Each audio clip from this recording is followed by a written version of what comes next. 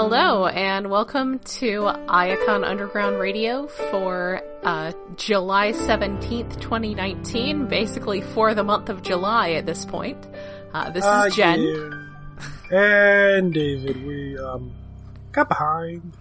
Kind of forgot. What the hell was the last one? Yeah.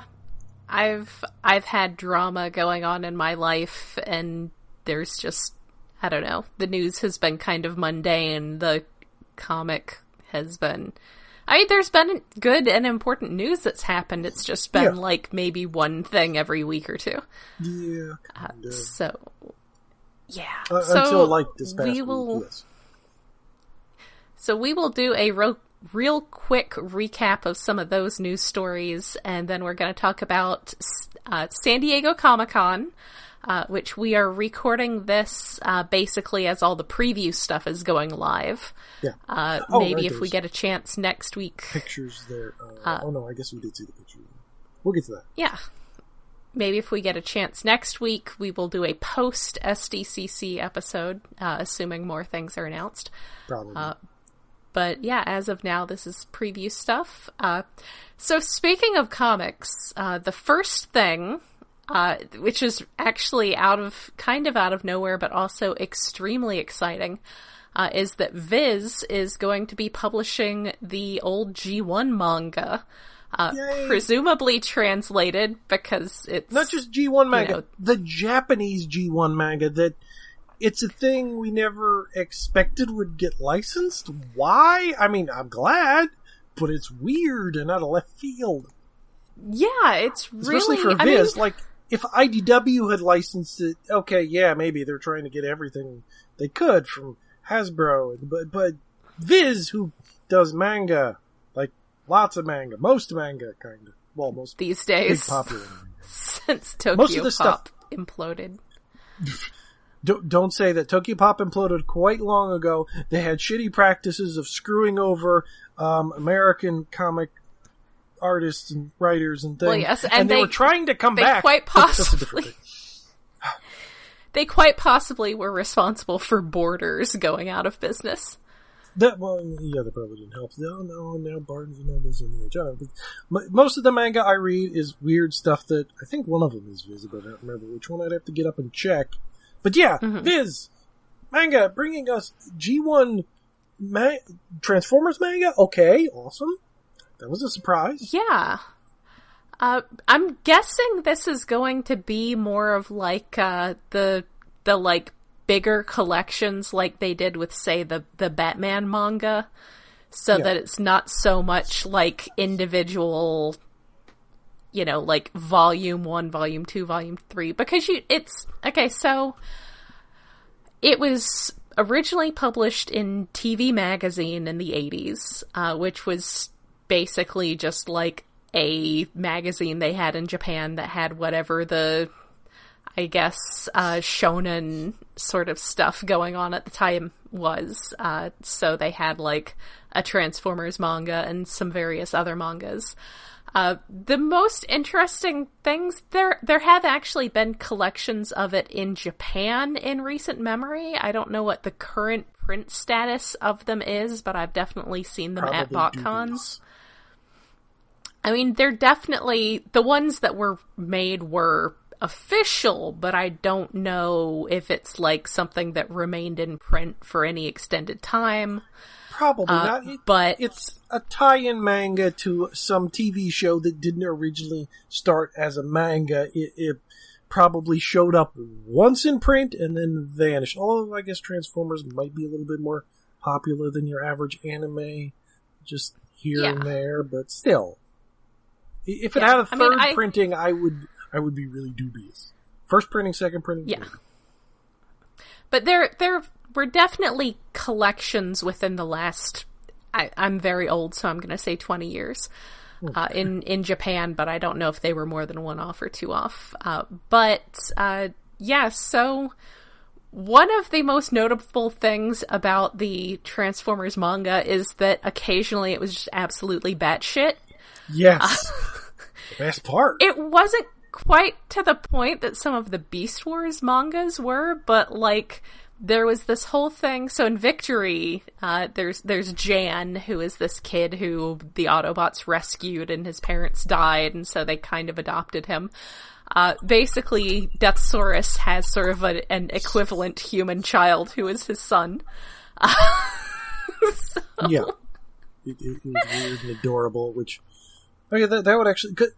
I forget what it's like it's supposed to be up to a certain point in like the first volume they're putting out, but it was kind of far. It was like past just the G1 cartoon. Thinking to Victory, maybe? I don't know. So... Uh-oh. And I think I just... Anything. Oh, great.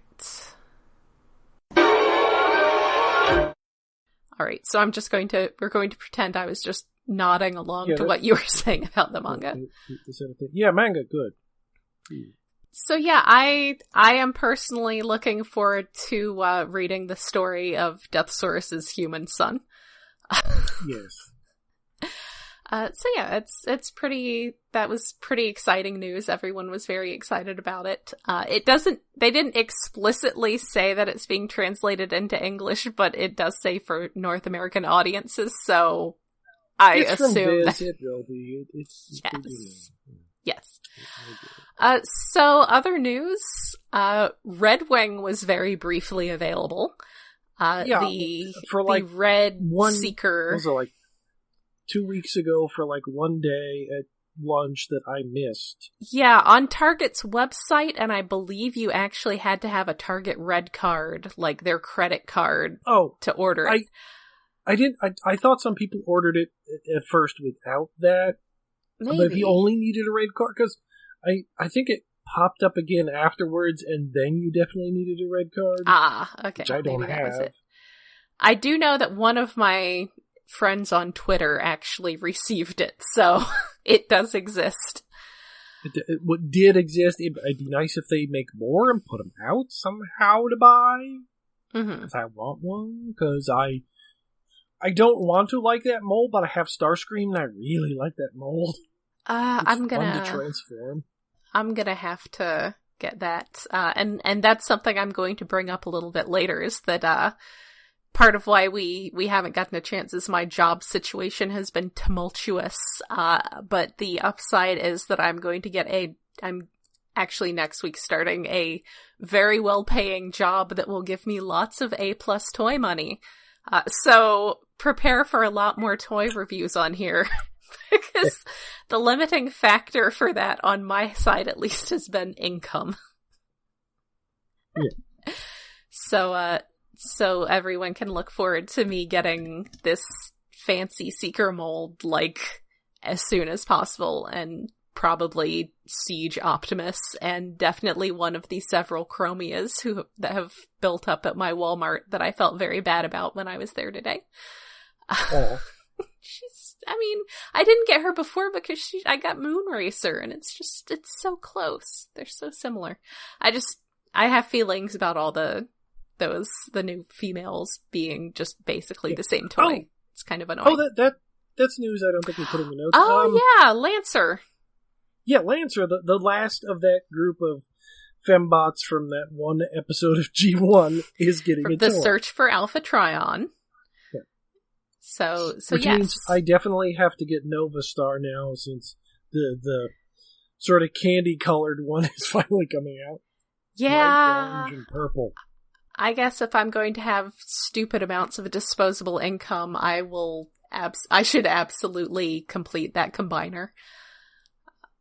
So yes. And which actually means that there are 3 official full complete sets of combiners that are all women robots. Nice. That's amazing. Well, admittedly, 2 of them, there's Victorion and the evil Takara repaint of Victorion. Yes. Who are all obsessed with their own individual Decepticon, which is weird. Yeah, that's very Japanese. But yeah, they do exist. Lancer definitely is very brightly colored. I'm going to say she's the G2 slingshot of the set. Because if you recall, the G2 aerial bots all had very nice, like, white and black and blue color scheme, and then Slingshot had to be solid gold. I choose to believe that this was an intentional decision made with his character in mind. Because he would absolutely do that. So Lancer's orange wouldn't be so bad if it wasn't with the purple, like a different color. Yeah. But I mean, less bright. It's accurate. That is something exciting and new that is out. I guess, the pictures online of Lancer at this point are all just like, dubious origin, right? Yeah, they're all, I saw one that was like in a box, like the same kind of box that like Red Wing comes in. Mm-hmm. So presumably she's an online exclusive of some sort. And I know that... But yeah, I think it's just one leaked toy, I think. Jumping ahead to SDCC, there was a picture of Entertainment Earth's setup. And they did have her. Oh, okay. So that probably points to her being an online exclusive to places like them and Big Bad Toy Store, maybe Amazon. Maybe Amazon via some other seller like that. But yeah, Entertainment Earth, at the very least, will be getting her. Also, the other one that they had, was, and this is another one I forgot, but, well, this sort of gets wrapped up into the SDCC stuff. But Galactic Man Shockwave. Oh, right, yeah. Who, he's the old Shockwave gray colors, which just looks like desaturated Shockwave. But he has Galactic Man. You could just barely make it out in the photos already. Tampoed on top of his, boob section. Yes! So he's a Shockwave homage, which is just, the most ridiculous thing to homage, and I love it so much. Well, I think the Galactic Man name was either on that original Shockwave, or it was, on a knockoff Korean Shockwave. I'm pretty sure Galactic Man was on actual Shockwave, and I guess for a quick primer for people who are not familiar with Shockwave, back in the 80s when Hasbro was, getting all these various toys from different toy lines to sell as Transformers, Shockwave's toy also got licensed to, I don't know, directly to Radio Shack or just a company that made toys for Radio Shack. But basically Radio Shack got a version of Shockwave's toy, but it was gray and it was called Galactic Man. And because it is convenient to do so, his fan name became Shockwave. Because he was from Radio Shack. So it's a absolutely ridiculous thing to homage, and I love it. So, that also, I think that was in the, Hasbro Selects packaging, but still probably Entertainment Earth had him on display, so, probably an online exclusive like that. Yeah. So yes, it's a very, very exciting toy. I guess stepping away from toy news for just a moment, just because I wasn't thinking hard enough when I wrote this outline for the episode. Stan Bush released a single. I haven't actually sat down and listened to all of it because it's just called The 80s. And frankly, I listened to the first several seconds of it and I had two thoughts. One being that this seemed like a very good Stranger Things 3 tie-in. Oh! Which it may well have been. Continue that and I'll get back to that. And the other thing being that it seems like it's going to be vaguely embarrassing to actually listen. Well, probably is. Well, maybe that's the thing. Maybe Stan Bush is trying to get on the soundtrack of Stranger Things Season 4. Although Stranger Things Season 3 did have... Well, there are minor continuity errors throughout it, the little nitpick thingies.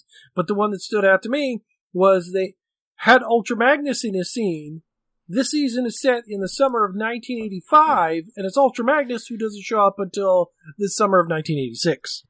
I would also, I initially... Also, he's strapped to a motor. Yes, I also initially wanted to argue that Ultra Magnus is not, like all the other toys were like motorized toys, and Ultra Magnus is, of course, not a motorized toy.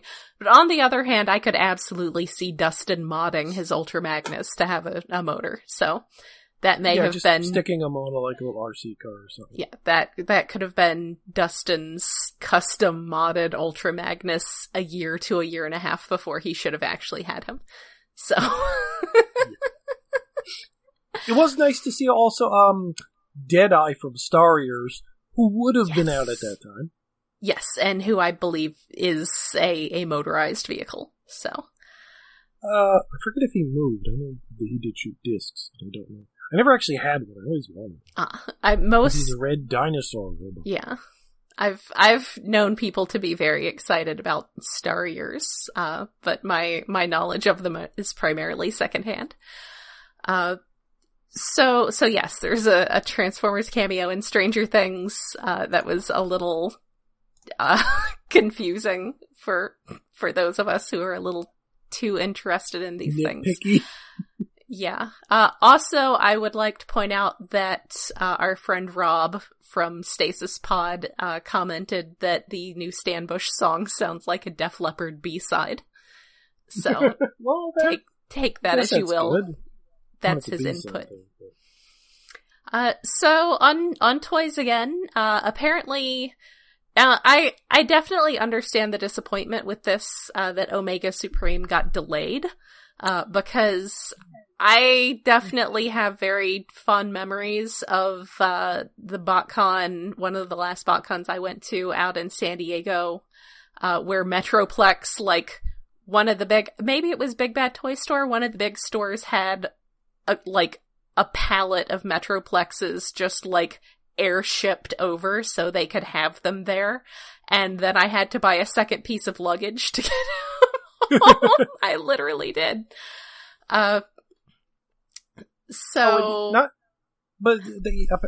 He had to get delayed because like they were retooling because he didn't pass a drop test. I think is supposed to be the thing, because like in the early pictures of him compared to the current pictures of the what's going to come out, like his hips are quite different. Like, it's the same idea, but the design and details are all wrong. Yeah, it's clearly, they look similar at a glance, but if you look at anything very closely, it's a very different shape. It's obviously, they remolded that. And that may be, okay, so the drop test. The drop test was introduced to the fandom back at BotCon 2001. Because that was the reason that we didn't get, the Car Robots re-release of Fortress Maximus, was that that toy no longer, was in keeping with American toy safety standards.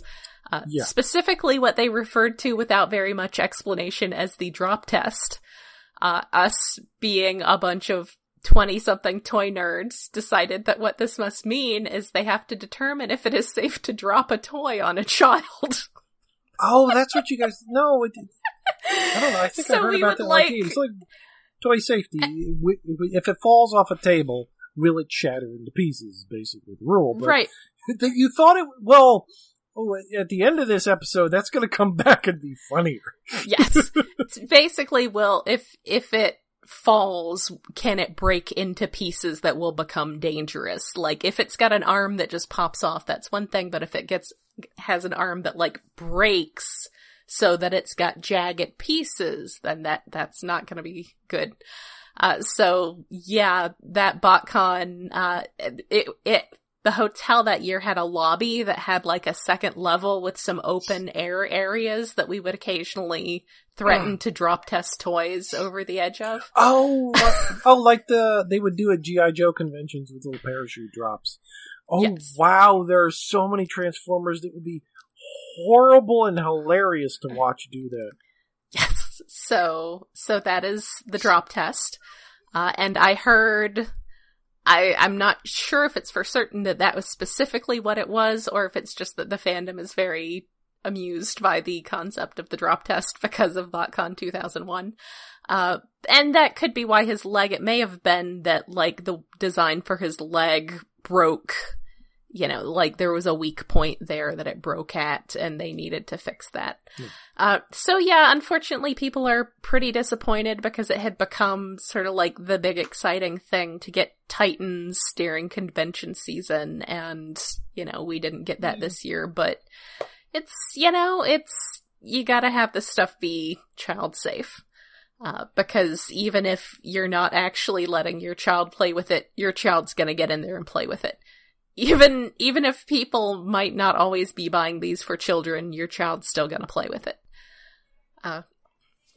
It'll come out when it's done, like good video games. Yes, like good video games, as opposed to Fallout 76. Anyway. Aw, poor. As opposed to crunch pressure video games. Poor Fallout 76. I'm gonna end up buying a Switch to play Animal Crossing and shit. Anyway. Yes. Other toys! Buy the Switch. What is this? What is this Autobot Alpha Strike Counter Force thingy? Okay, so that is the set that we talked about previously, that I was just super excited about because it had the inevitable G2 Sideswipe. Oh, right, that one. And the hideously redecoed, was it Slam Dance? Yes, it's got, so that's, let me pull that up. The most important thing about this set is that whether it's the photography or the kerning or what it is, on the package, Trenchfoot's name clearly is actually Trenchpoot. So. Problems with kerning and fonts, that sometimes that does happen. That's clearly Trenchpoot is an adorable little name. Trenchpoot. Trenchpoot. So yes, they're actually calling the G2 Sideswipe Covert Clone. So, I mean, honestly, I already have the best G2 Sideswipe, which is the Masterpiece, because he's got the Yanniger Grimace. But I will definitely, again, now that I'm going to have stupid money, I will probably be getting this just for that G2 Sideswipe. That has a Slam Dance, and it has the Aimless mold as Trenchfoot. I don't think we have any news yet on where this is actually coming out. Yeah, that or the one with was it Skywarp and... Oh yeah, it was just Skywarp and some Target Masters or something. So that may be another. I'm kind of wondering if the death of Toys R Us is going to cause us to get stuff like this as these online exclusives now. Well, as long as they're not like Red Wing limited release exclusives that are impossible to buy, I'd be fine if they show up at Big Bad Toy Store and Amazon. Well, maybe not Amazon. Amazon is a problem for exclusive toys sometimes. Not that this is an advertisement or sponsorship or anything, but I have always liked the guys at Big Bad Toy Store. They're good people. Yeah. And Entertainment Earth. They're pretty good. Because we actually know somebody that works there. Yes. We know Adam from Entertainment Earth. So, yeah, they're good people at both those shops. Definitely, not a bad place to be giving your money to for these toys. And, I know Big Bad Toy Store has been one of the, most reliable vendors at BotCon for a very long time. So yeah, good people, good places to get stuff. Hopefully we will find something about that. Sadly, I know I went on a previous episode about Firestormers.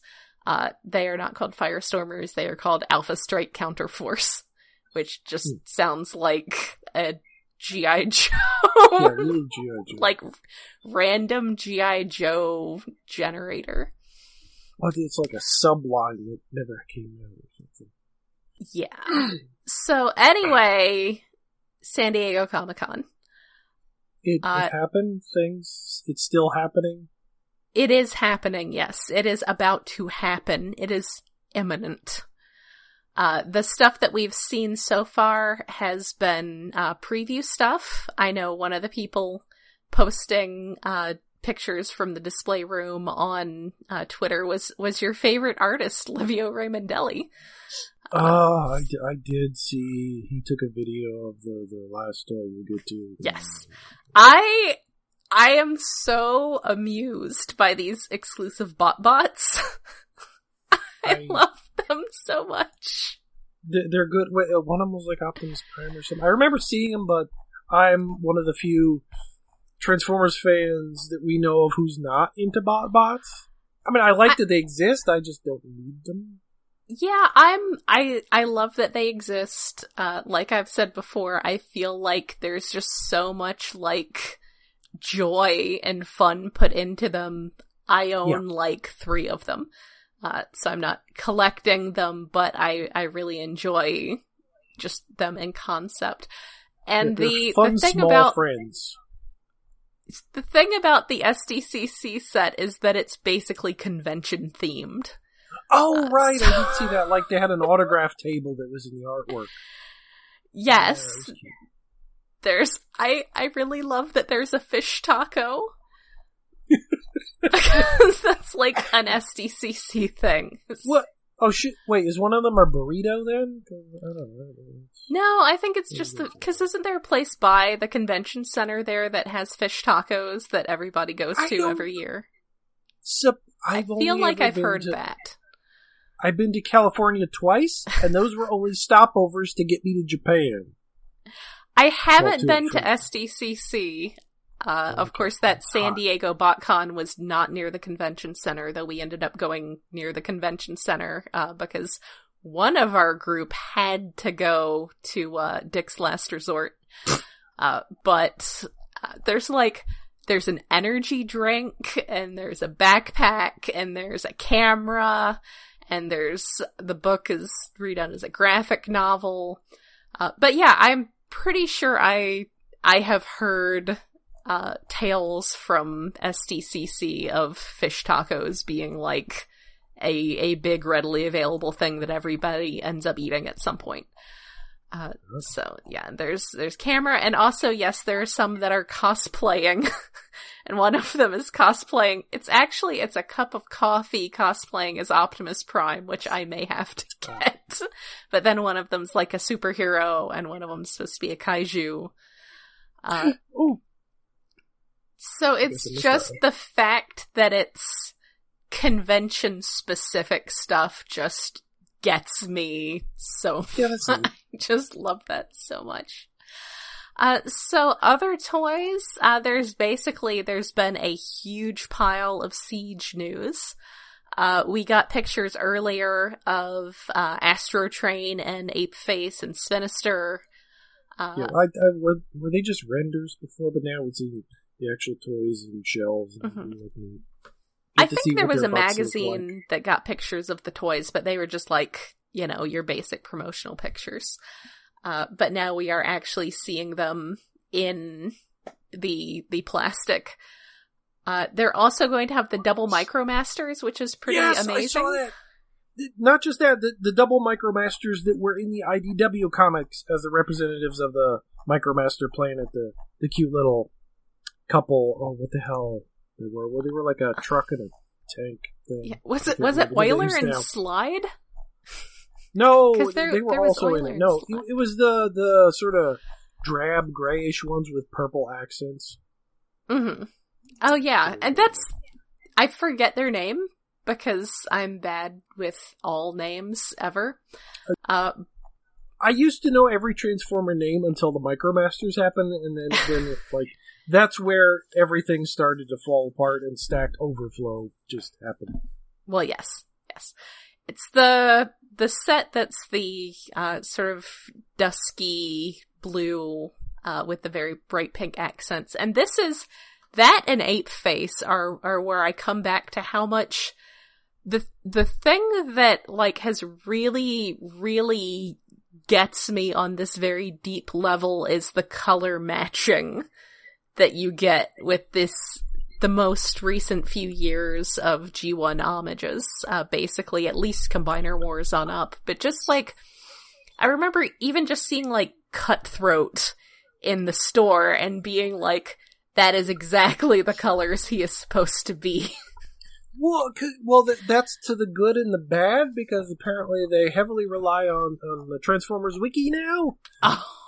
Which is why some toys are weird. Which is why, like, in the comic books, Horrible was this weird yellow shade of gray.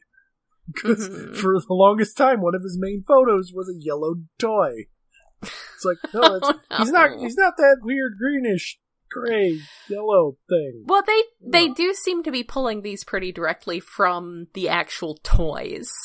Because that's they're better. You know, I was talking about the Cybertron, or the Galaxy Force-based Optimus Prime before, and how he has that there's like this sensory memory there of exactly what that toy is supposed to be, and seeing it just scaled down a little bit is weird and neat. And it's the same way with these colors. It's like, this color, I have this very deep association with this toy, and here it is, and you know it's this toy because it's this exact color.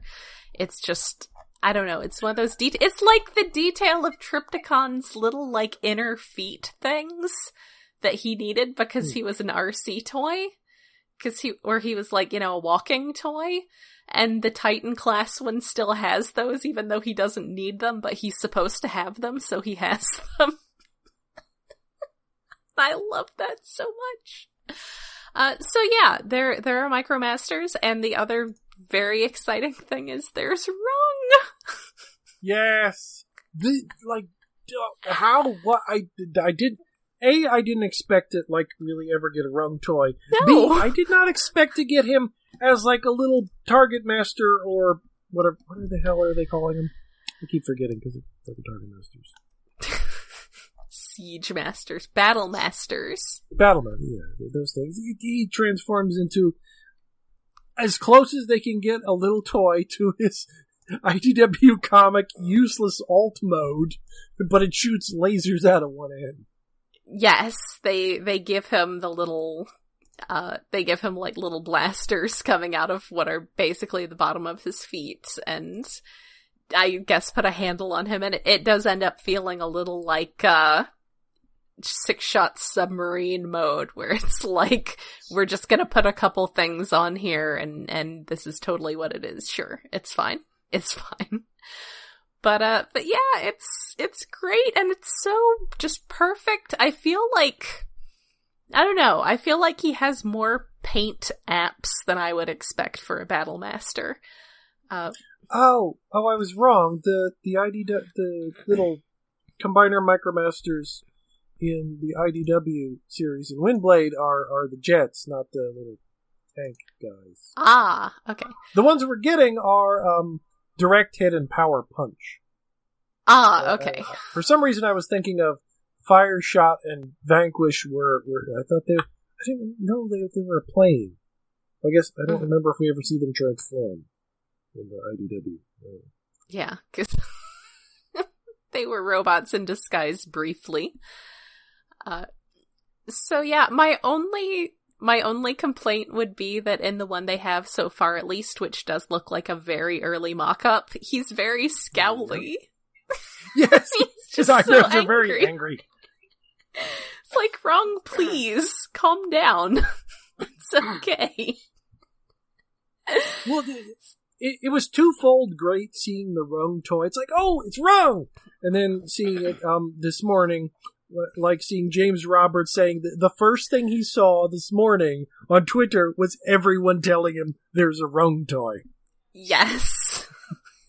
That must be so nice for him.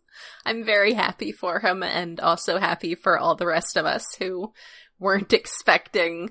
And it's great because it's not just like, it's they didn't just do like a redeco of some other thing and in vaguely the right colors and here you go. I mean, it's definitely, you look at it and you're like, that's Rung. That's our very good boy Rung. It's annoying that he's not like deluxe size, but it's cool that he actually has his useless alt mode, which they pretend is useful now. Yeah. Yes. Yes, I like that they didn't force him into having, like, some car or motorcycle or something alt mode, that they made him. Presumably, I mean, you can take the little blue energy beam things off and you can probably fold his handle away, and there you go. Now he's this thing. He's an ornament. I want to put him on my tree now. I'll put him on my Christmas tree because he's an ornament. So that made me very happy. It was very nice to see that, and I'm glad that this presumably means that they haven't just totally written off all the IDW stuff at this point. They haven't forgotten all that. But it was starting to feel like that, especially with the way the comic is relying on new designs of toys. Yeah. Although oddly bringing back some characters who were IDW exclusive is weird. Anyway, more cassettes! Yay! I imagine someone is going to make a set of heads for him with different expressions. Because you can't just have him being scowly all the time. I think, most of those toys, the head does not move. It's just sitting there. So you probably have to recast half the toy. Anyway, cassettes.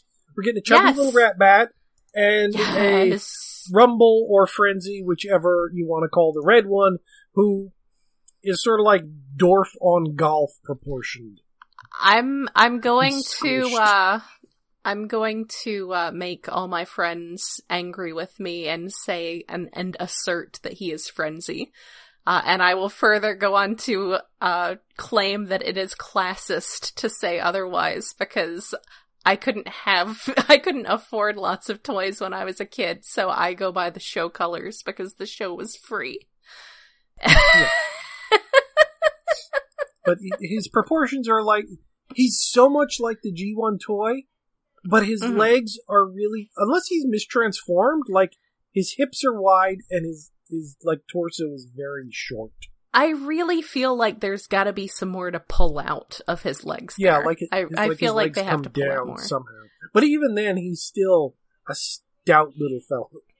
But the rat bat is amazing.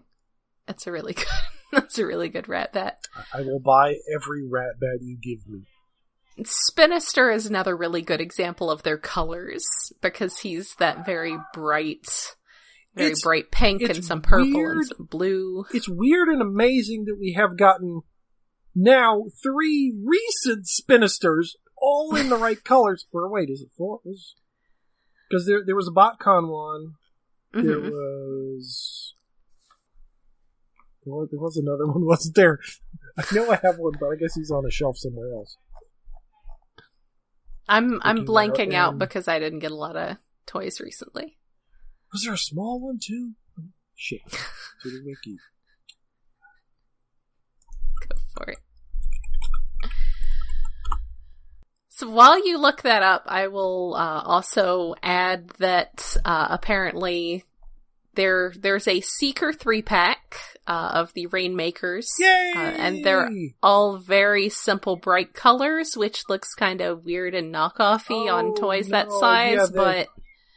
That's part of the problem with them relying on the wiki. The problem is the Rainmakers, their original episode, they're almost entirely primary bright colors, and these toys are slavish ideals to that, so they're bright yellow, blue, and green, and but not even like much. Could you add some? Not even variation. Not even like like dark yellow. And there is also a big pack, I think a 10-pack of Micromasters.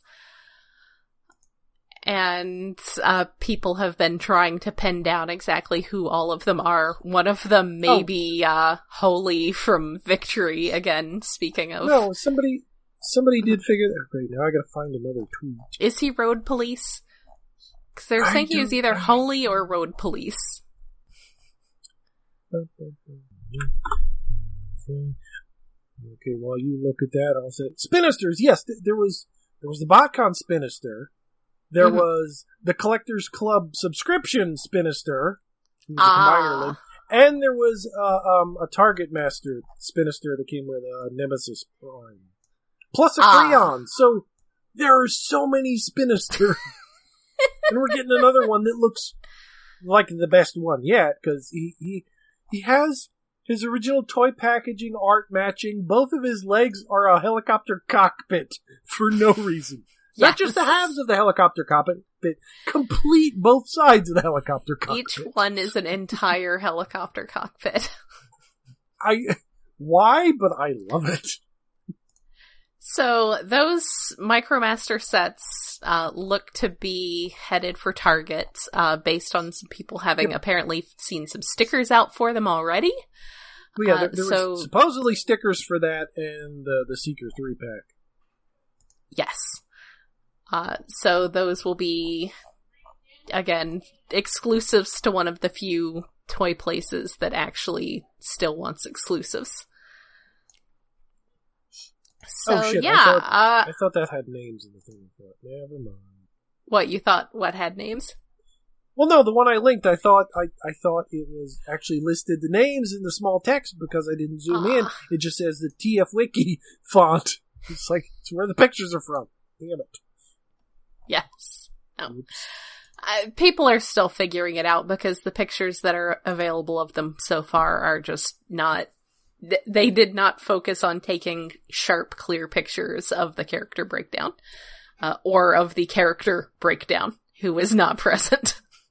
But they're all pre-existing little MicroMaster. They do seem to be all based on some Japanese ones, but yeah, like Holly. Definitely, yeah, like Holly or Holly, Holi. So, shall we get to the main event for the toys? Yeah, the big one that drum roll. I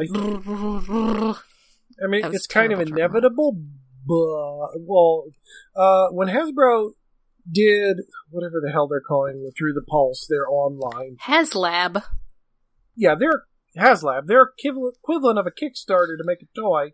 When they did Jabba's sail barge for Star Wars, everyone's second thought after seeing, oh, that's neat, I don't need it, was, oh, this is how we're going to get a new Unicron. And do you so know we did. How much Jabba's sail barge was? God, it was like 500. I didn't pay that much attention. I think it was less, but not by a lot, than Unicron is. Okay. I don't pay that much attention to the Star Wars toys stuff as much as I like the movies. Well, we know somebody who got it, and I don't think they've unboxed it yet.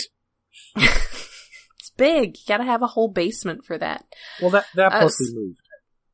So yes, there is a new. They're doing this crowdfunded Unicron, which is enormous and like $580. I think somebody actually paid for it, and with shipping and I think with the Pulse it's free shipping or whatever. With tax, it was like $620. Okay, I thought it was like 601 after all that was, but maybe that's state by state. But yes, it is approximately $600 worth of Unicron. It is huge. There will be many, many pictures of it available from San Diego Comic-Con because they do have one on display.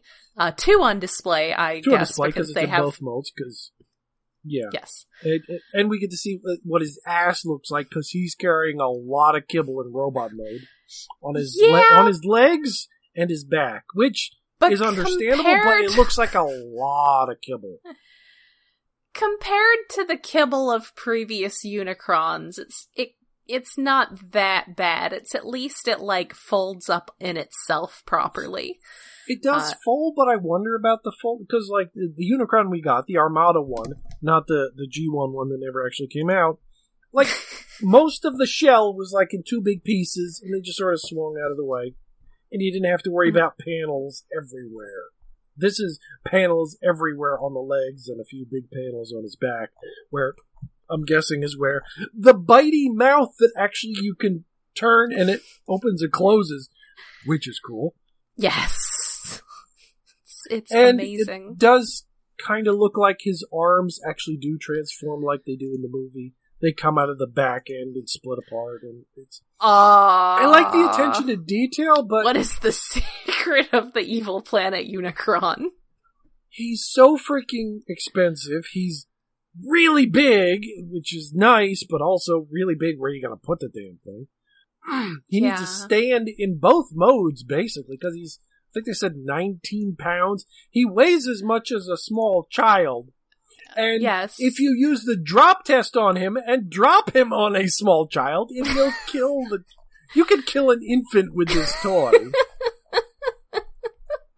Disclaimer, please do not kill infants with this toy. Please do not. Especially since he's pointy, although they're probably mostly soft, rubbery.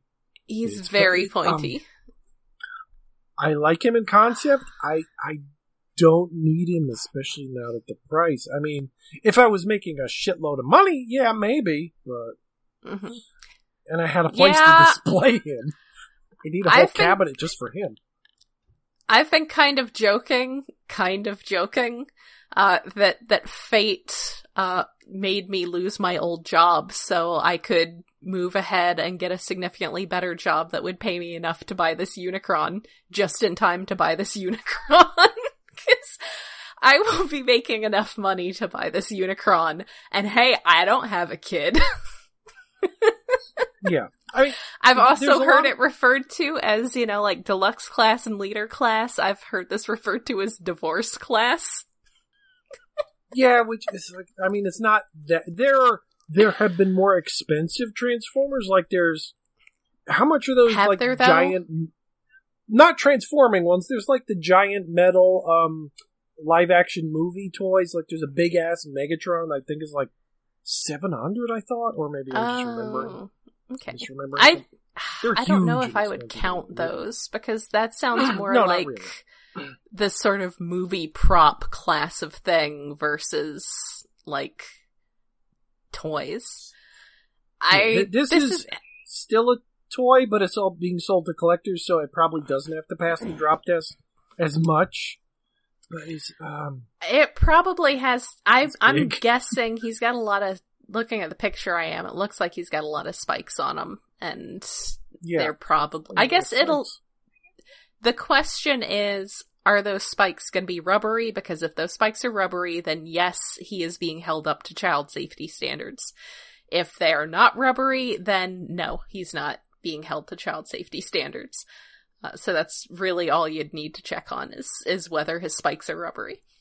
But he's I haven't made a decision on whether I'm buying him yet, but I am definitely kind of leaning towards spending not even my first paycheck from my new job, just a portion of my paycheck from my first paycheck from my new job, because it pays pretty well, because I live in the edge of a very, very high cost of living area, but the edge of it where the cost of living is not quite so bad. So I can be further out from the city and not have to pay as much, but still get paid like I was living closer to the city. It's sweet. I may be getting this, but also I do not have a family. I don't want to think about, I guess he does weigh more than my cat, so my cat might have trouble actually pushing him off a shelf. Yeah, well, it depends probably how stable he is in robot mode. The platform he's on in planet mode is really thick. And, it's weird, because, because there's the pre-production one when they were figuring out how to make the thing, and then there's the actual one on display. Like, the one on display doesn't have this pointy chin beard, but was there a thing he's supposed to have multiple faces or something, maybe? Oh, maybe. So maybe he has the pointy chin. At that price point. Should, yeah. He should have 5 different faces. He should be like a Nendoroid. Yes. I don't think his tummy that should be translucent, I don't think it is. With the glowing red panels. His feet aren't quite like the movie. It's one of my favorite things about the movie that the Armada one doesn't do is he has the 4 clawed feet in the cardinal directions. This one doesn't quite have as many spikes. The side spikes aren't that big. I'm mostly trying to talk myself out of wanting this toy. Because I can't afford it. And it looks neat. He's a little chubby though, but it's all my complaints are I don't need it. Do I? No, I don't need it. I'm just thinking, like, knowing myself, it's like, what else am I gonna spend that money on? Like, I don't know, hiking equipment I'm not actually going to use. Like, I have a tent. I bought a tent. You already got the tent. I was gonna say it's this or a tent, but you got it. No, my tent was like $80 on a very good sale at REI, so my tent was significantly cheaper than this toy. $600 is like an extremely high-end backpacking tent like you would buy if you were going to climb Everest.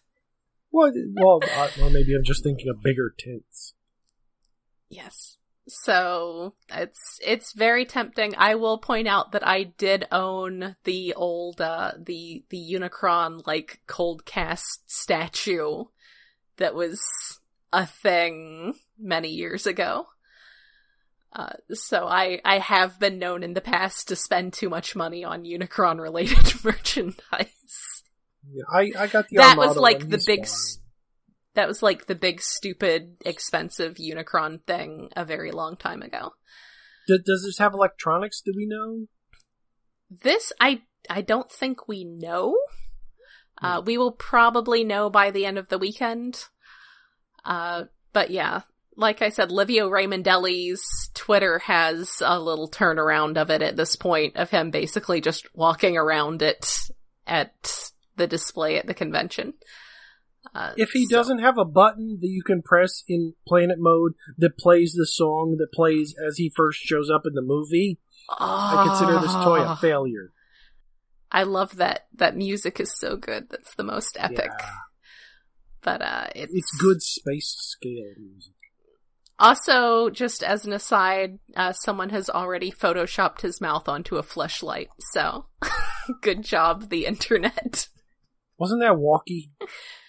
Or did he just find it? I didn't know if he made it or if he found it, but he did share it at the very least.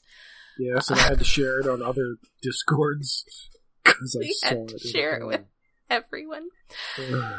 So yeah, speaking of potential toy reviews that we can do on this podcast now that I will have more than a part-time Starbucks income, A+ there. So maybe, I don't know, I'm still on the fence. You can encourage or discourage me on Twitter. But like I said, I think it's kind of funny that it lines up so perfectly with when I happen to actually, like, this came along just as I was able to afford it. So I'm like, now I kinda feel like I have to.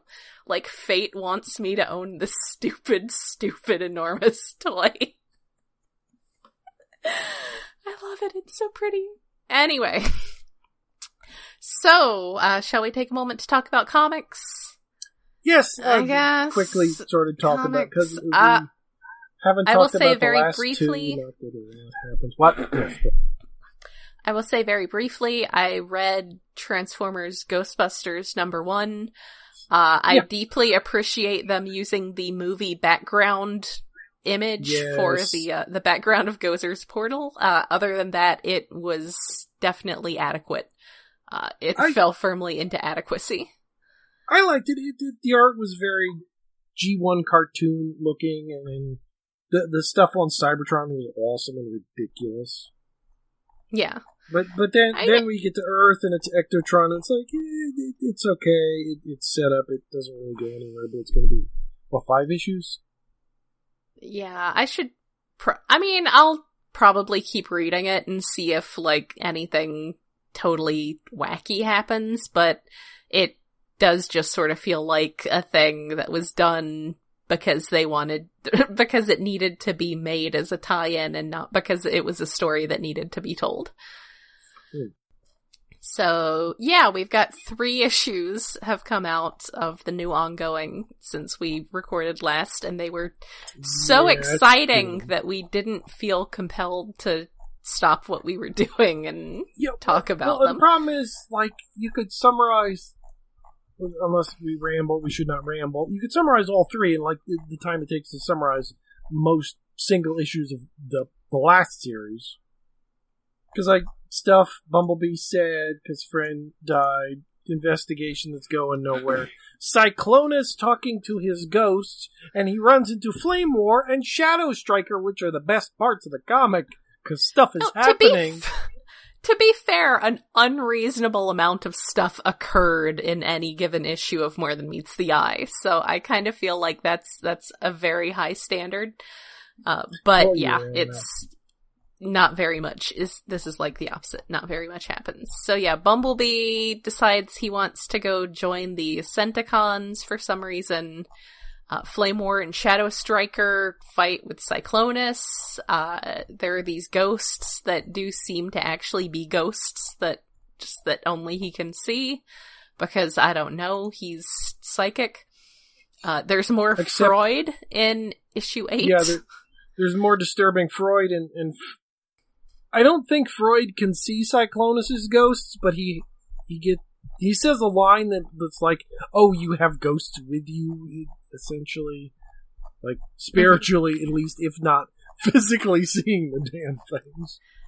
I mean, yeah, it's entirely possible that this is something that only he can see for some reason, either to do with mental health or psychic abilities. Also, I think it's funny or interesting or something that Cyclonus just absolutely blows up half of Freud's office and nobody cares. Like, I feel like that shouldn't be as brushed off as it is, even if it's clear that no one likes Freud because he's creepy. But that scene was like, oh, this was a little bit of the fun we would get from James Roberts, because, like, Freud's like, oh, no, I can get up myself, I'm fine, as he's crawling out from underneath the rubble. Like, that was a good comedy beat in the background of, yes, I don't give a shit about most of the stuff in the issue. Yes. Well, no one likes him because he's weird and creepy, which is and not... he shouldn't be here because his design aesthetic does not fit with anybody else. Yes, that is also true. And again, not granted very much else. Most everybody else is from like 3 different toy lines, but he's a knockoff of a different toy line all together. He's prime Soundwave based. It's weird. He's so gangly.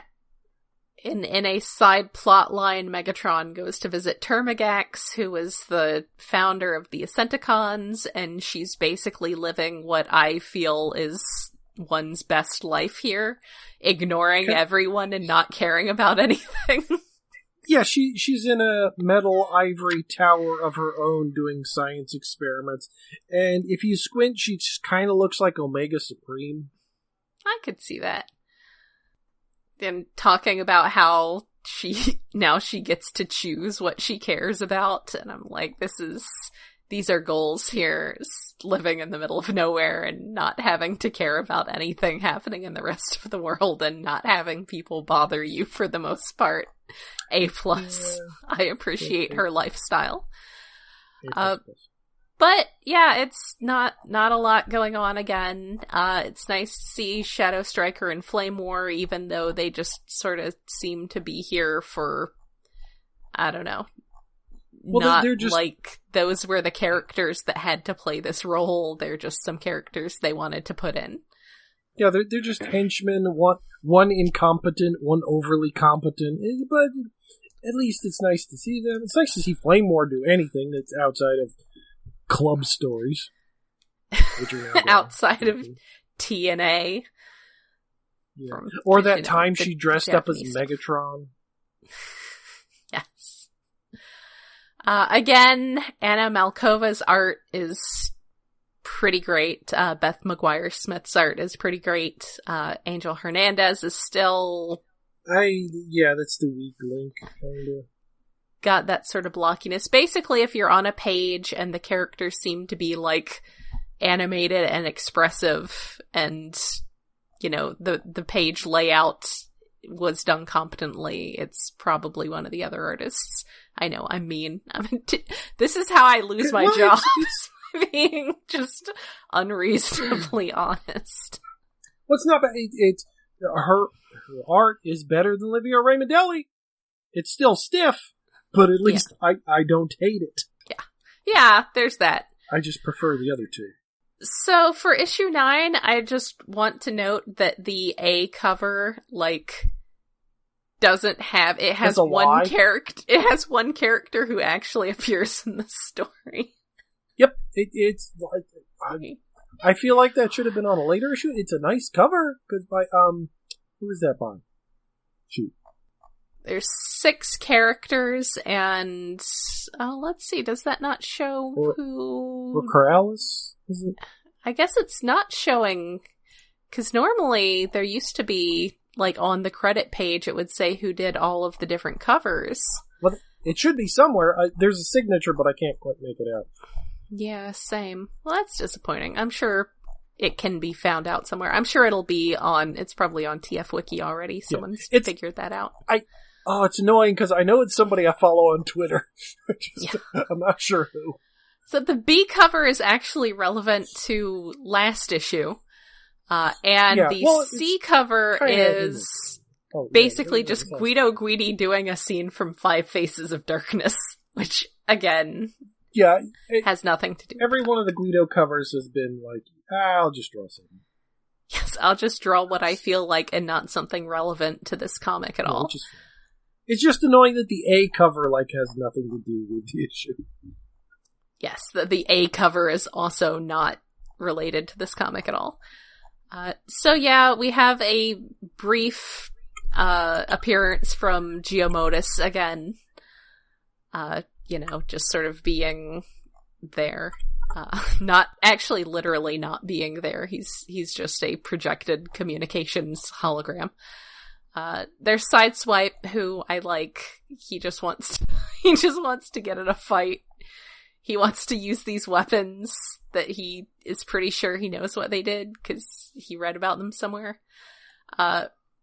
Prowl gets all proper modern interpretation of Prowl, and I thought this guy was going to be Rat Trap, but he is not Rat Trap. Yeah, he's, what was his name?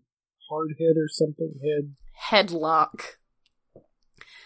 Headlock, aka someone went to a Transformers name generator. Which actually, he's an interesting little design. I like him. For what he's not there. He's just an excuse for Prowl to be all violent cop. Yeah, he's there for Prowl to have somebody to beat up on. He reminds me part Rat Trap and part the old guy on the Speed Planet in Galaxy Force / Cybertron, whose name I'm blanking out on. Oh, yeah, I have his... No, maybe I don't have his story. I think I have a Redeco his story. The old guy. In the box. Yeah.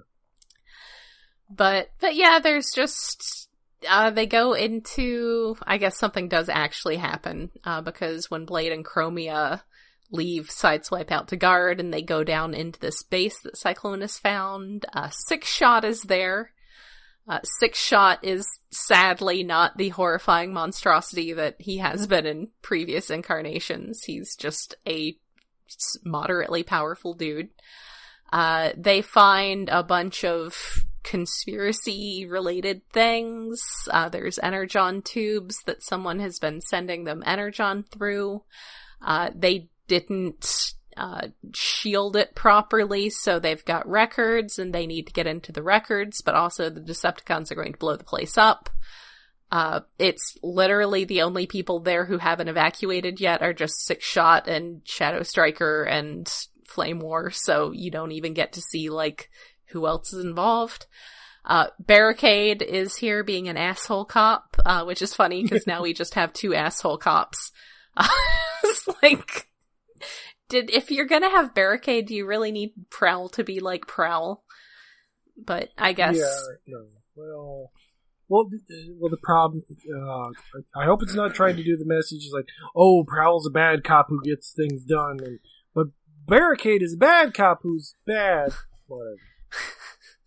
He's the bad cop who gets things done, and the bad cop who does not get things done.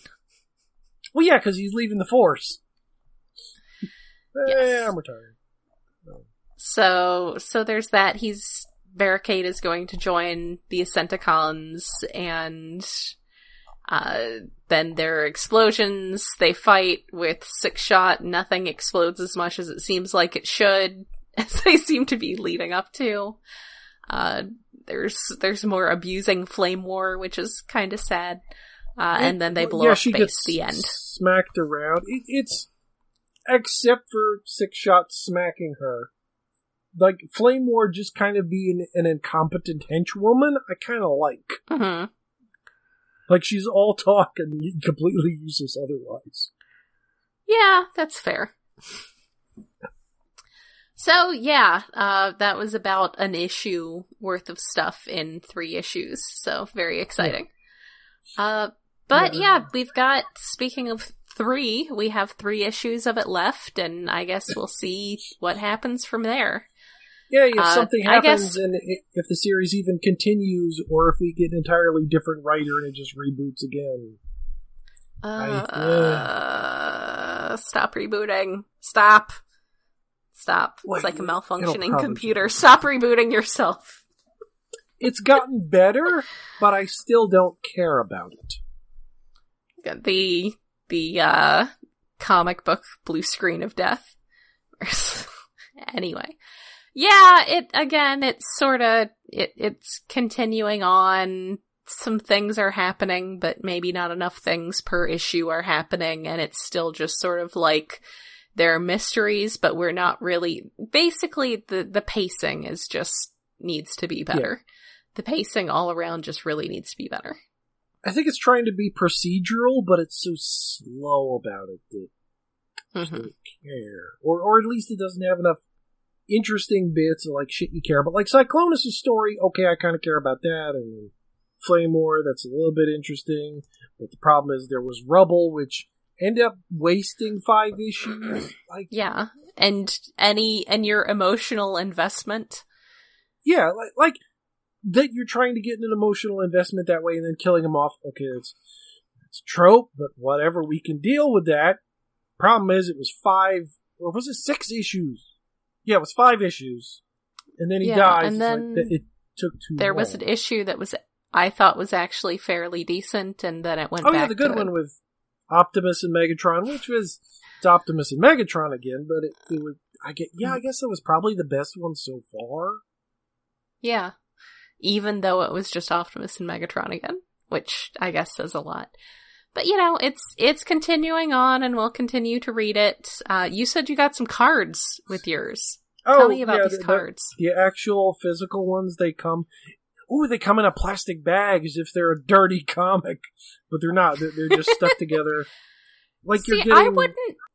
I wouldn't make that association, because I remember comics in the 90s, and that's just like... Adjectiveless X-Men #1, or Death of Superman, or Batman 500. Well, the thing is, like, I haven't gotten comics in any bag in a long time. The last time I remember getting any was when I still had a subscription to Shonen Jump, because that's a big comic. It would come in the mail, and that would sometimes have Yu-Gi-Oh cards or other things stuck in the bag. But going to a comic book shop, if I see a comic in a bag, that means it's dirty. And that's not one of the ones I'm buying. See, I guess the thing is the comic shops that I went through to that had dirty comics just put like a divider in front of them so you couldn't see the cover. I don't think they actually bagged them. Well, for a while, like they'd have like a black strip over like half the comic or something to hide it behind the shelf, but I don't even remember the last time I've actually even seen any that were in a bag that was just a regular comic at the shop. Like bondage fairies. I just want to randomly name drop bondage fairies. Well, every once in a while somebody does resell their old comic books and they end up on those higher shelves. And I don't think bondage fairies has been there, but there's been some odd things there. There was something recently that I actually thought... Oh no, it was Appleseed that I thought about getting recently, that they got like 4 collected versions of that. Anyway, the comics... 1, 2, 3, 4, Bondage Fairies was probably 6. The best known adult comic, like, when I was 18. So it was the one that was like, ooh. I have a friend who got an issue and said that he would never look at rhinoceros beetles the same way again. Oh, that was that one. Yeah, no. Let's stop talking about the cards. Each package comes with 6 little, I guess they're action or weapon cards you attach to other cards, and they do attacks or add defense. But each one comes with an oversized, like double-sized character card that is twice the size of the other cards, which means it does not fit into a standard card sleeve. Or really anywhere. Like the convenience of normal cards is you can stick them in a card box, card sleeves, you can stick them in your pocket. These things are like cell phone sized. Yeah, they're the size of my cell phone, literally. They're just slightly thicker cards. And I have Autobot Mirage and Bombshell, and I have no idea what to do with them. I am sort of curious about the rules of this game if it involves being able to have cards that are not actually shuffled into your proper deck. But I'm not actually that curious about it. I don't. No, I got the damn things that I haven't even bothered to look. I'd have to go online because that's where the rules are. And I'm presuming you stick down one of the big cards and then you shuffle the other cards in your deck to use as add-ons and attacks and nonsense. But then again, I never understood the rules to Magic the Gathering when I tried to read that like a decade ago. But I did play Yu-Gi-Oh! For a while, so... I played Magic the Gathering briefly. The field cards and things, and it was just weird. Yeah. But, so I think if I...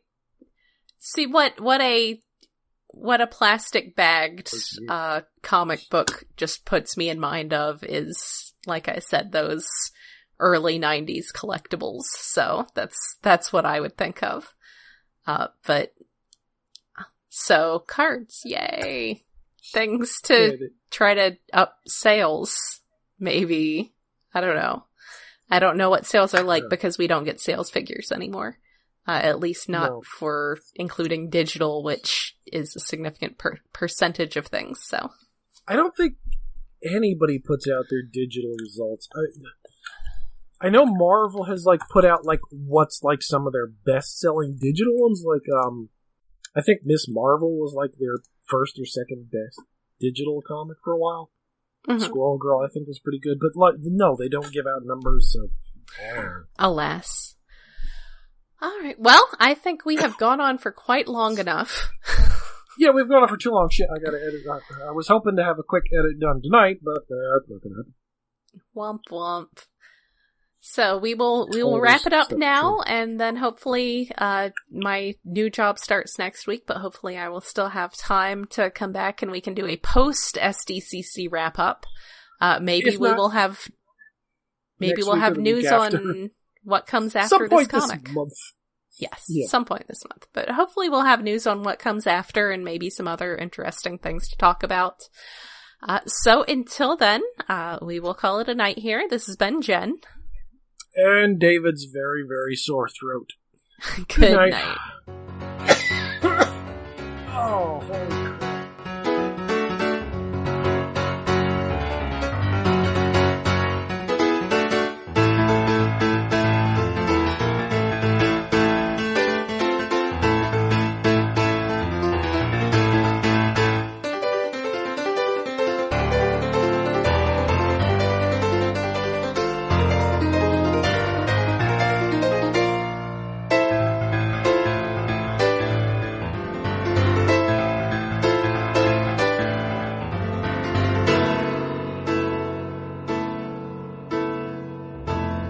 Iacon Underground Radio is hosted by iaconunderground.net. We are listener-supported through Patreon, where you can help us cover the cost of running this show and our other podcast, Stasis Pod, at patreon.com/iaconunderground.